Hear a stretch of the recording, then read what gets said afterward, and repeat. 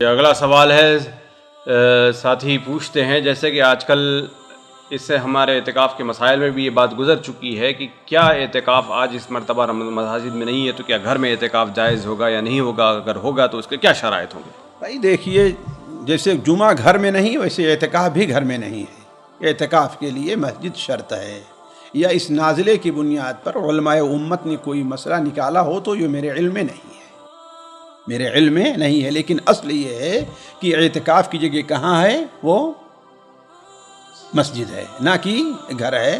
ہمارے یہاں بہت سے لوگ ہوش کے بجائے جوش اور جذبات سے کام لینا شروع کر دیتے ہیں، ہے کہ نہیں؟ اب اس سلسلے میں زیادہ تر وہی لوگ بات کریں گے جو اعمال میں کوتاہ، عبادات میں کوتاہ۔ اب صرف رمضان آ گیا، سب سے بڑا مسئلہ ان کے سامنے کیا؟ تراویح اور اعتکاف کا ہے۔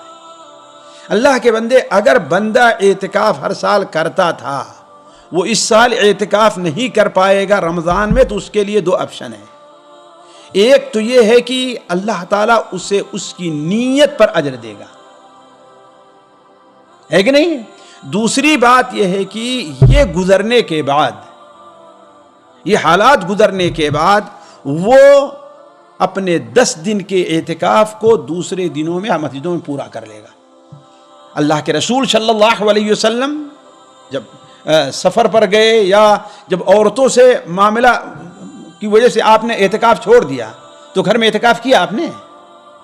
نہیں اعتکاف کیا۔ نہ عورتوں اپنی بیویوں سے کہا تم گھر میں اعتکاف کر لو، اور نہ یہ کہ آپ نے مسجد کو چھوڑا تو گھر میں جا کر کے اعتکاف کر لیا، نہیں کیا نا۔ بلکہ کیا کیا آپ نے؟ بعد میں اس کی قضا بعد میں جا کر کے کی۔ تو لہذا ایسے ہمارے جو بھائی اعتکاف کے عادی ہیں، اللہ تعالیٰ قبول فرمائے۔